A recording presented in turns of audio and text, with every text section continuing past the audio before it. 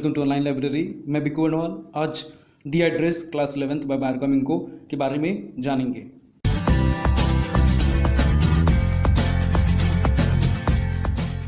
आज देख लेते हैं पहले मार्गा मिंको के बारे में थोड़ी स्टोरी, उनके पीछे किस तरह क्या चीज़ें हुई थी। ये मार्गा मिंको का ये पेन नेम है मार्गा मिंको। एक्चुअल में इनका नाम सारा मिंको रहता है। पेन नाम मतलब क्या होता है? पेन नेम मतलब कि जो नाम लिखा जाता है, जिस नाम से जाने जाते हैं उसे। And she was Dutch journalist. और जब वॉर हुआ था हॉलैंड में, उस वक्त की घटना एक छोटी सी बताई है इन्होंने कि इनके साथ क्या हुआ था। इंट्रोडक्शन में ये जो स्टोरी है एक pregnant account of a daughter who goes in search of her mother's belongings after the war in Holland। जब वॉर हुआ था हॉलैंड में, तो उस वक्त मार्गा मिंको अपने मदर के सामान जो कि डार्लिंग के यहाँ छोड़ी थी उसे वापस लेने जाती है। और वो ये देखती है कि उसके पुराने मेमोरी को उसको बाकायदा रिकॉल करवा सके। हाउएवर उसके बाद वो ये डिसाइड करती है कि वो जितने सारे सामान थे उसे क्या करना है, वहीं छोड़ देना है। उसके पीछे कुछ कारण है जो कि चैप्टर्स में आगे दिया गया है, उसे हम लोग देखेंगे। वॉर के वक्त क्या हुआ था या बिफोर वॉर क्या हुआ था, उस वक्त के बारे में बात बताया गया है। एक लेडी जिसका नाम डॉर्लिंग्स रहता है, वो मिसेस एस के डॉटर या मिसेस एस के यहाँ आती है। क्यों आती है? तो मिसेस एस के फाइनली जो सारे सामान रहते हैं, ऑर्नामेंट्स, प्रीसियस आइटम्स, गुड्स, वो सब अपने यहाँ ले जाने के लिए। ऑल्दो वो पुरानी कंटेंट्स रहती है जिससे मार्गा मिंको नहीं जानती है, लेकिन वॉर के दौरान सब कोई उसे जो डार्लिंग है वो मिसेस एस के कांटेक्ट में फिर से आ जाती है। और जब सारा सामान ले जाती है तो उसे प्रॉमिस क्या किया जाता है कि वो सारे सामान को फिर से वापस भेज देगी। इस बात को समझिए कि जब मिसेस एस की डॉटर मतलब मार्गा मिंको की माँ का नाम मिसेस एस रहता है, यहाँ पे पूरा नाम नहीं दिया हुआ है, तो मिसेस एस की जो डॉटर है वो जाती है कहाँ पे, उस एड्रेस पे, दिए गए एड्रेस पे जहाँ पे मार्गा मिंको का सारा सामान दिया गया रहता है या फिर डार्लिंग्स ले जाती है। जब जाती है तो वहाँ पे गेट खुलता है। जो लेडी वहाँ रहती है वो ऐसा देखती है मार्गा मिंको को कि लगता है वो मार्गा मिंको को नहीं पहचान रही है। फिर वो याद दिलाती है कि मैं मिसेस एस की डॉटर हूँ। उनका नाम क्या रहता है? तो डार्लिंग नाम रहता है, लेकिन फिर भी जो लेडी रहती है वो पहचानने से इनकार कर देती है।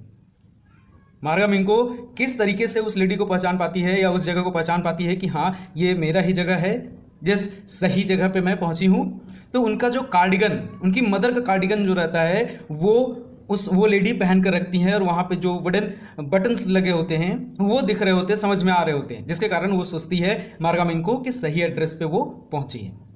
लेकिन जब एक दो बार बात करने के बाद समझ में आ जाता है कि मिसेस डार्लिंग को कि मार्गा मिंको सही समझ रही है और सही एड्रेस पे आई है, तो फिर वो बोलती है कि डार्लिंग बोलती है कि मैंने नहीं सोचा था या सोची थी कि इस जगह पे तुम वापस आओगी। और मार्गा मिंको को डार्लिंग ये भी बताती है कि ये कन्वीनियंट नहीं है हम लोगों का इस तरीके से मिलना। मतलब बाकायदा मिसेस डार्लिंग इनकार कर देती है मार्गा मिंको से मिलने के लिए।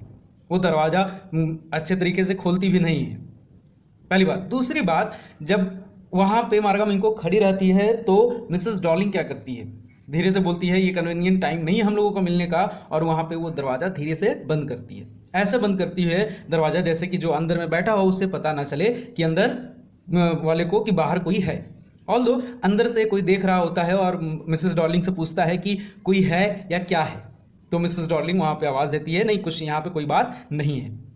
This was the first visit of मार्गा मिंको, जब वो अपना सारा बिलोंगिंग सामान लेने डार्लिंग के घर जाती है, लेकिन वो सक्सेसफुल नहीं हो पाती है सारा सामान लाने के लिए।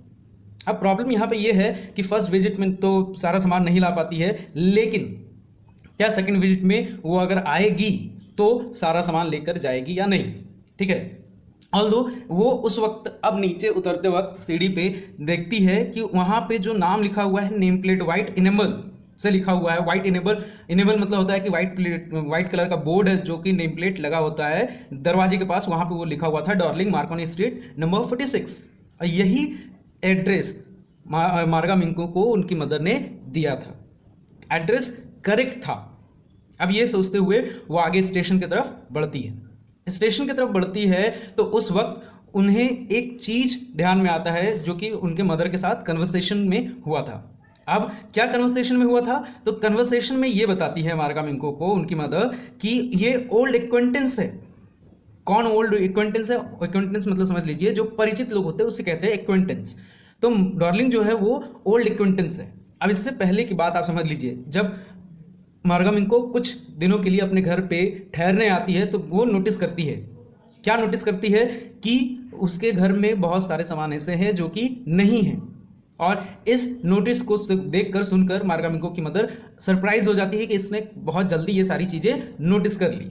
ऑल्दो यहाँ पे अब उसकी मदर, मार्गामिंको की मदर हर एक बात बताती है डार्लिंग को कि जो ओल्ड एक्वेंटेंस थी वो रिन्यू देयर कॉन्टेक्ट, मतलब फिर से दोनों एक दूसरे के कॉन्टेक्ट में आ गए थे। कौन? तो मिसेस एस डार्लिंग और मार्गामिंकोस मदर। ठीक है, अब धीरे धीरे ये जो सामान है वो सारा लेकर जा रही थी। और वो क्यों लेकर जा रही थी, तो उसका कंक्लूजन मिसेस एस बताती है मार्गामिंको को कि वॉर के दौरान वहाँ पर अगर उनके यहाँ सामान रहा और कहीं पे शिफ्ट करना पड़ गया तो सही नहीं रहेगा, सारा सामान उनका खो जाएगा। इसीलिए मिसेस डार्लिंग जो है वो सारा सामान अपने घर पे सुरक्षित रखने के लिए ले जाती है। सारा सामान में क्या है, तो हर एक चीज़ें जो कि एंटिक पीसेस थी। जब भी डार्लिंग जाती थी तो मार्गामिंको के घर से कुछ ना कुछ लेकर जाती थी, सूटकेस भर भर के ले जाती थी। टेबल सिल्वर, बड़े बड़े वैसेज जो होते हैं फ्लावर्स के, वो सारे एक से पूरा का पूरा कल्ट्री, जो टेबल का पूरा सामान रहता है, एंटिक पीसेस, जो प्लेट्स होते हैं जो कि एंटिक पीसेस थे मार्गामिंको के घर में, वो सारे टंगे हुए थे, उसे भी ले जाती है। मार्गामिंको बताना भी चाहती है अपनी माँ को कि ये ऐसा सही नहीं है, लेकिन मार्गामिंको की मदर मार्गामिंको को एक ऐसे नोटिस करके देखती है जैसे कि वो बताना चाहती हो कि मिसेस डार्लिंग जो भी कर रही है वो इनके बेनिफिट के लिए कर रही हो। क्यों? क्योंकि उनका सारा सामान सही तरीके से ले जाएगा। ये सब मार्गामिंको की मदर बता रही होती है। किसको? मार्गामिंको को। ये जाते जाते रास्ते से स्टेशन तो पहुंच जाती है मार्गामिंको, लेकिन वहाँ पे जो पुराने रास्ते से जा रही थी, जो मेमोरी उनके दिमाग में था, वो सारी चीज़ों को भूल रही थी, देखना नहीं चाहती थी। देखती तो पुरानी बातें याद आती। इसी तरीके से जब स्टेशन पहुंचती है तो एक और वाक्या मिसेस डार्लिंग का याद आता है मार्गामिंको को। वो कौन सा वाक्या है? तो जब स्टेशन पर मिसेस डार्लिंग को देखती है, आज तक मिसेस एस को फर्स्ट विजिट से पहले एक ही बार मार्गामिंको ने देखा था। ब्रॉड बैक, मतलब कि जिसका पीठ चौड़ा हो, उस तरह की लेडी, एक अधेड़ उम्र की, जो सामान ले जाने में काफ़ी प्रॉब्लम हो रहा था, फिर भी सारा सामान लेकर जा रही थी। वहाँ पे मार्गामिंको की मदर मिसेस एस मार्गामिंको और डार्लिंग को एक दूसरे से परिचित करवाती है कि ये मेरी डॉटर है। तो ये बस एक झलक था जब कि मार्गामिंको और डार्लिंग एक दूसरे को देखते हैं और जानते हैं। अब यहाँ पे मार्गामिंको घर पहुँच चुकी है और अपने थॉट के बारे में सोच रही है कि क्यों वो नहीं जाना चाहती थी और क्यों अपना सारा सामान नहीं लेकर आना चाहती थी। तो बिकॉज लिबरेशन, और वो इंटरेस्टेड नहीं थी उन सारी चीज़ों को वापस लाने में। वो डरी हुई भी थी कि अगर वो सारा सामान लेकर आएगी तो कहाँ रखेगी। ऑल्दो यहाँ पे ये सारी चीज़ें उनके दिमाग में चल रही थी कि क्यों सामान लेकर आना है और क्यों सामान लेकर नहीं आना है। अब हर एक चीज़ खत्म हो चुका है, लेकिन एक समय क्या होता है उनके ध्यान में फिर से आता है। उस समय को आप यहाँ पे ज़रा समझिएगा, क्योंकि बाद में जाकर बताना पड़ेगा या समझना पड़ेगा कि क्यों इस पैराग्राफ का यूज़ बताया गया है। ब्रेड वहाँ पे रेडी हो रहा होता है, ठीक है, ब्रेड यहाँ पे रेडी हो रहा होता है, और क्या हो रहा होता है, तो उनका जो बेडरूम है वो एक सिंगल बेडरूम है, एक सिंगल कमरे का है, जहाँ पे आप बैठकर दिन भर नज़ारा देख सकते हैं विंडो से और अपना पूरा दिन निकाल सकते हैं। मतलब कि पहले जब मार्गामिंको की मदर का घर था वो काफ़ी बड़ा था, लेकिन अब क्या है, एक छोटे से रूम में बस सिमट कर रह गया है। तो इस बात को लेकर भी वो डर रही थी कि अगर सारा सामान लाए तो कहाँ रखेगी। ये ऑल्दो ये एकदम लास्ट पार्ट में दिया हुआ है, ये एक्सक्यूज के तौर पे दिया गया है। इस बार अब वो फिर से मन बनाती है कि मिसेस डार्लिंग के यहाँ जाना है और सामान लेकर आना है। सामान लाने जाती है मिसेस डार्लिंग के घर, ठीक वही एड्रेस पे, लेकिन इस बार around 15 year old girl gate खुलती है और मिसेस डार्लिंग के घर में वही रहती है, मतलब कि मिसेस डार्लिंग की ये बेटी रहती है। जब इनकी बात होती है डार्लिंग की बेटी की मार्गामिंको से, तो बोलती है मदर बाहर गई है और वहाँ पर आपको कुछ देर वेट करना पड़ेगा उनके मदर के लिए। ऑल्दो उसे अंदर बुलाया जाता है मार्गामिंको को। मार्गामिंको जब गैलरी से जा रही होती है तो उन्हें हनुक्का कैंडल होल्डर दिखता है। हनुक्का क्या होता है, एक हर्बीव लैंग्वेज में एक फेस्टिवल के तौर पे मनाया जाता है, ठीक है। और ये एक हनुक्का कैंडल बार है जो कि आप यहाँ देख सकते हैं। वो चीज़ें दिखती है, उसके बाद से फिर वहाँ पे जाके जब बैठती हैं टेबल पे तो बहुत सारी चीज़ें उन्हें दिख रही होती है अगल बगल जो उनके घर में हुआ करती थी। वो जो टेबल क्लॉथ जिसपे धीरे से अपना हाथ फेरती है तो वहाँ पे वो सोचती है एक बर्न मार्क होना चाहिए जला हुआ, जहाँ वो टेबल क्लॉथ जिस जगह पे जल चुका होगा वो। तब तक उनकी बेटी ये भी कहती है कि एक मैं आपके लिए चाय कॉफ़ी तैयार कर देती हूँ। मिसेस डॉर्लिंग की बेटी जिसका नाम नहीं बताया गया है उसके बारे में मार्गम इनको बताती है कि इसका भी जिस तरह का फिगर है वो भी एक ब्रॉड बैक का है, मतलब कि वो अपने बिल्कुल माँ पर ही गई है। उधर अपना चाय बनाती है तब तक कि मार्गा मिंको का नज़र हर एक तरफ दौड़ रहा होता है, सामान अपना पहचान रही होती है। मार्गा मिंको और डॉर्लिंग की बेटी एक दूसरे के बीच में कन्वर्सेशन होता है स्पून्स को और बाकी सारे कल्ट्री और जो सारे सामान रहते हैं उन सभी चीज़ों को लेके। वो मन में ये सोच रही होती है कि डॉर्लिंग की बेटी जो भी जहाँ पे नज़र उसका जा रहा है, उसका हाथ जा रहा है, उसे दिखाने की ज़रूरत नहीं क्योंकि मार्गा मिंको का ही वो सारा सामान था और उसे पहचानने में ज़रा भी देर नहीं लग रही थी।